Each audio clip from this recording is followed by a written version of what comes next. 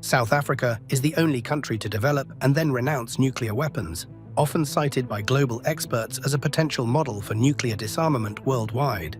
The rumored security threats to the country disappeared simultaneously with a change in the regime's nature, leading to speculation about why the program was suddenly terminated. South Africa has signed a treaty preventing the use of nuclear weapons in New York.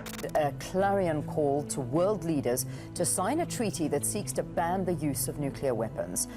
As a country that voluntarily dismantled its nuclear weapons program, South Africa is of the firm view that there are no safe hands for weapons of mass destruction.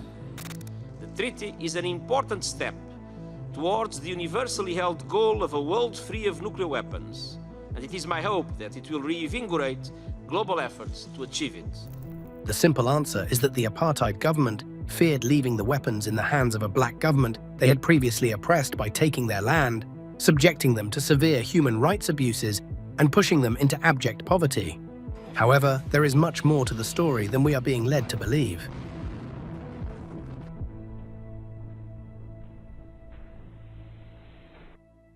From the 1960s to the early 1990s, South Africa pursued the research and development of weapons of mass destruction and their delivery systems, including nuclear, biological, chemical weapons, and missiles. South Africa mined the necessary uranium domestically and enriched it in local facilities. The country constructed 6 uranium gun fission weapons, similar to the Little Boy bomb dropped on Hiroshima. Additionally, the country explored building or acquiring ballistic missiles capable of carrying nuclear weapons. The facility housing the country's nuclear research program was located in the Pelindaba complex west of Pretoria. At that time, the South African Atomic Energy Board selected a test site in the Kalahari Desert at the Fast-Trap Weapons Range north of Upington. 2 test shafts were completed in 1976 and 1977.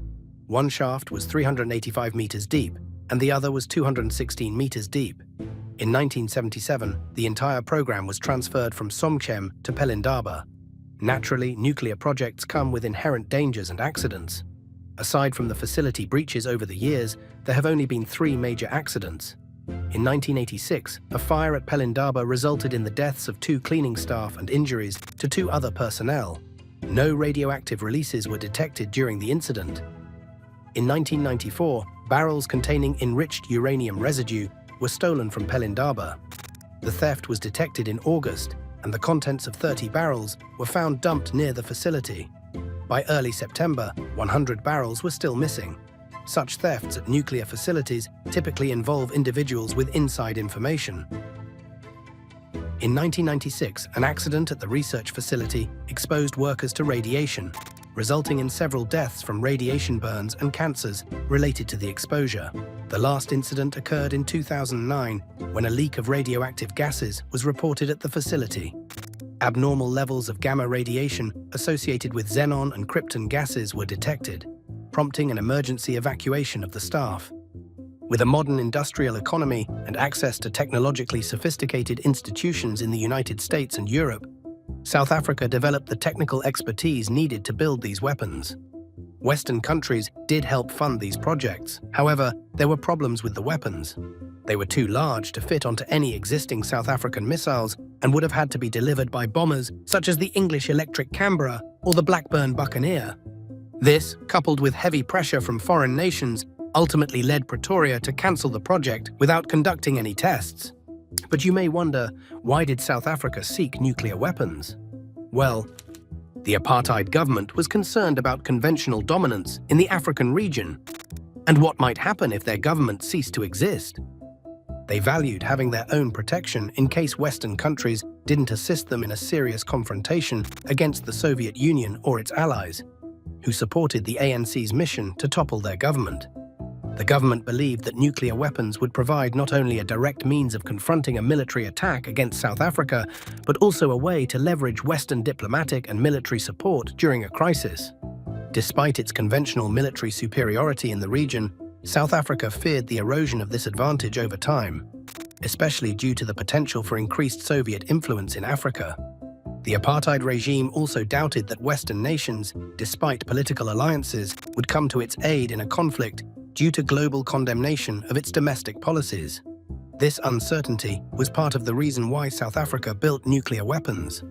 There were rumors of foreign assistance for the country's nuclear program, and generally, countries do not openly discuss their contributions to nuclear proliferation. In South Africa's case, the apartheid government's fixation on gaining Western backing shrouded the entire program in controversy. If you're looking for the 4 countries that supported the apartheid government's nuclear program, you've come to the right place, because on top of the list, we have the United States supplied much of the initial technology for South Africa's civilian nuclear program under various assistance programs. France and Pakistan both provided technical assistance at various points during the development of the program.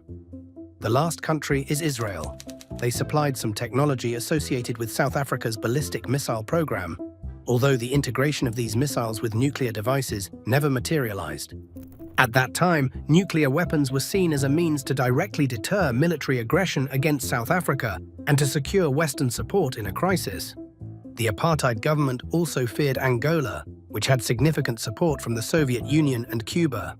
However, when the Soviet Union collapsed, Angola could no longer pose a substantial conventional military threat to South Africa.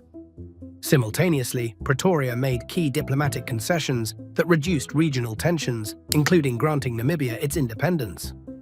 The end of the Cold War significantly reduced tensions in the region, diminishing South Africa's need for a nuclear deterrent. Subsequently, South Africa signed the Treaty on the Non-Proliferation of Nuclear Weapons in 1991, having been a signatory to the Biological Weapons Convention since 1975. Around this time, the National Party began negotiations with the African National Congress to end apartheid rule. The prospect of a South African government led by the ANC possessing nuclear weapons is often cited as a significant factor, although F.W. de Klerk denied this. It's evident that the National Party was fearful of leaving nuclear weapons in the hands of a black government they had previously enslaved, subjected to severe human rights abuses, and pushed into abject poverty. When the ANC took over, their priorities were to rebuild the country from scratch, not to bear the military costs of maintaining a nuclear facility. As mentioned earlier, the apartheid government left the country broke and destroyed all relevant documentation, especially those related to security policies. And by 1994, all of South Africa's nuclear devices had been disassembled.